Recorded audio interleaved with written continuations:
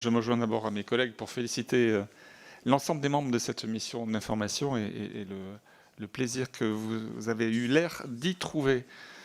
Comme vous l'avez rappelé, la France dispose du deuxième domaine maritime au monde, avec une zone économique exclusive de plus de 11 millions de kilomètres carrés, dont 97% grâce à nos outre-mer. Toutefois, comme le dénote votre rapport, la France demeure une grande nation maritime qui s'ignore par certains aspects. En effet, le poids économique des activités liées à la mer reste faible au regard du potentiel identifié dans ce domaine. Le dernier rapport périodique de l'IFREMER évolue à 1,5% du PIB national le poids de l'économie maritime, ce qui représente environ 460 000 emplois et 35,6 milliards d'euros de valeur ajoutée.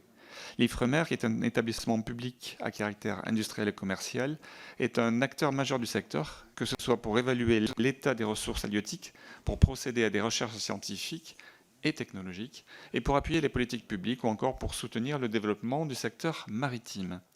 Malgré ses missions stratégiques, que ce soit en matière d'exploitation durable des océans, de mise en valeur du milieu marin et côtier ou de développement économique du monde maritime, l'IFREMER manque cruellement de moyens humains et financiers. J'ai appris par exemple en lisant votre rapport que certaines espèces importantes d'un point de vue commercial ne sont ainsi pas du tout évaluées et que certaines zones géographiques comme la mer Méditerranée et l'outre-mer ne font l'objet que de trop faibles investigations. Je salue donc votre proposition numéro 16 qui vise à renforcer les moyens humains et financiers de l'IFREMER. Mes questions à ce sujet sont les suivantes. Quel niveau d'augmentation de budget préconisez-vous et pour quel fléchage géographique et thématique?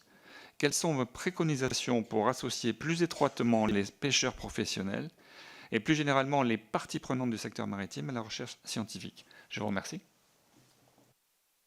Pas être trop long, nous proposons effectivement, collègue Laglaise, de renforcer les moyens de l'IFREMER. Nous ne les avons pas chiffrés parce que les moyens d'une mission d'information ne permettaient pas d'aller dans ce détail-là, mais il faut rétablir un dialogue avec les membres du conseil d'administration de l'IFREMER pour reconsolider l'expertise scientifique. C'est nécessaire si l'on veut travailler sur les questions de réchauffement climatique, de préservation de la ressource, de pollution plastique, enfin toutes les missions.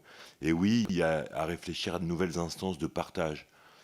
Enfin, moi, je crois dans ce domaine-là, mais aussi dans le domaine de l'agriculture.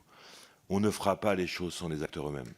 Et donc, si on stigmatise, si on oppose, si on montre du doigt, vous savez, les fous furieux qui se mettent des hameçons dans les joues pour dire que quand on pêche, on tue les poissons, bah oui, on mange peu souvent les poissons vivants. Sauf, oui, les fruits de mer, ça peut arriver. Mais donc, c'est pas ça le sujet, c'est de faire cohabiter des expertises, des diagnostics partagés. Et on manque d'instances de ce point de vue-là, de rencontres, parce que moi, je vois bien que quand les gens prennent le temps de se connaître, se reconnaître et d'échanger, ils perdent leurs préjugés respectifs et ils font des propositions plus audacieuses.